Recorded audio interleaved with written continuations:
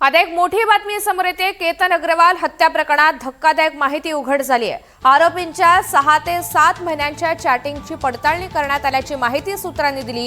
हत्या करण्यासाठी दोघांनी रिसर्च केलेलं होतं असंही सूत्रांच्या हवाल्याने समजते। रिया आणि चेतननं 4 महिन्यांपूर्वीच लग्न उरकल्याची देखील माहिती समोर येते। केतनशी लग्न ठरल्यानंतर गुपचूप लग्न केलं होतं अशी माहिती सूत्रांनी दिलेली आहे। अजूनही या सगळ्या संदर्भात सखोल तपास केला जातोय। पॉडकास्ट आणि वेब सिरीज पाहून त्यांनी या सगळ्या संदर्भात हत्या करण्यासाठीचा रिसर्च केला होता असं कळतंय। माहिती जाणून घ्या। यशपाल सोनकांबळे आपल्यासोबत आहेत। यशपाल, अत्यंत धक्कादायक असे खुलासे झालेले आहेत, सविस्तर काय माहिती आहे?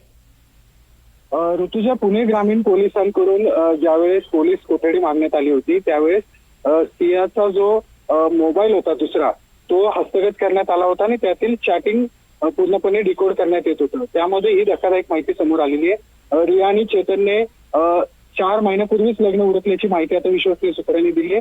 चेतनशी जेव्हा फेब्रुवारीमध्ये लग्न ठरलं होतं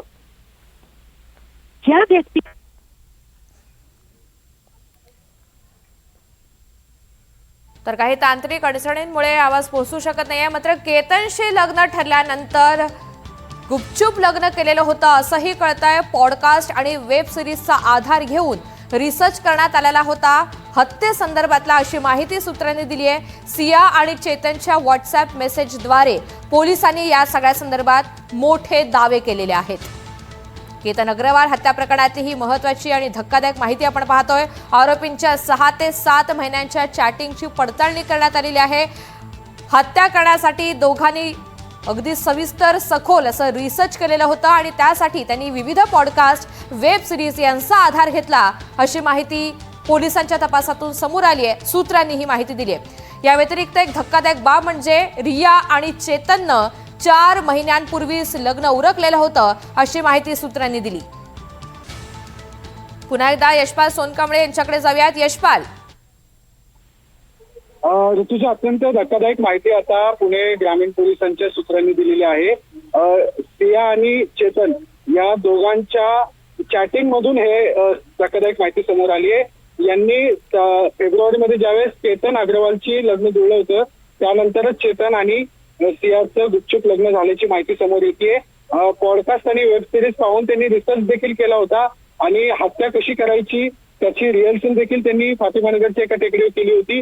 आणि दुसरा जो मोबाईल सियाचा घरातून हस्तगत करण्यात आला होता त्यातील चॅटिंग मधून ही धक्कादायक माहिती समोर आली आणि या पुढच्या काळामध्ये तपासाला आता यामुळे कलाटणी मिळणार आहे। ऋतुजा, निश्चित तुम्ही सोबत रहा यशपाल। तर पॉडकास्ट आणि वेब सिरीज पाहून या सगळ्या संदर्भात रिसर्च केलेलं होतं। सिया आणि चेतनच्या व्हॉट्सअप मेसेजद्वारे पोलिसांनी या सगळ्या संदर्भात महत्त्वाचा दावा केलेला आहे। यशपाल, पुढच्या सुनावणी वेळी या सगळ्या संदर्भातले काही डिजिटल पुरावे सादर केले जाण्याची काही शक्यता आहे का? असे काही ठोस पुरावे मिळालेत का? नक्कीच पुणे ग्रामीण पोलिसांकडे आता भक्कम पुरावे मिळालेले आहेत। जरी सिया आणि चेतनला न्यायालयीन कोठडी मिळाली असली तरी पुढच्या सुनावणीला म्हणजे 16 जुलैला ज्यावेळेस पुन्हा युक्तिवाद होईल त्यावेळेस सरकारी वकिलांकडून या सर्व चॅट्स आणि डिलीटच्या संदर्भात न्यायालयासमोर पुरावे सादर केले जातील आणि सिया आणि चेतन यांची समोरासमोर बसून पुन्हा एकदा चौकशी होईल आणि या सगळ्या डिजिटल पुराव्यांचा पुन्हा एकदा फॉरेन्सिक कडून ऑडिट देखील केलं जाईल। त्यामुळं पुढच्या काळामध्ये केतन अग्रवाल हत्याकांडामध्ये सगळ्यात महत्त्वाचा टप्पा असणार आहे आणि या डिजिटल पुराव्याच्या आधारे आरोप निश्चिती करण्यामध्ये सुलभता येऊ शकते। ऋतुजा, निश्चित। यशपाल, धन्यवाद सविस्तर माहितीसाठी।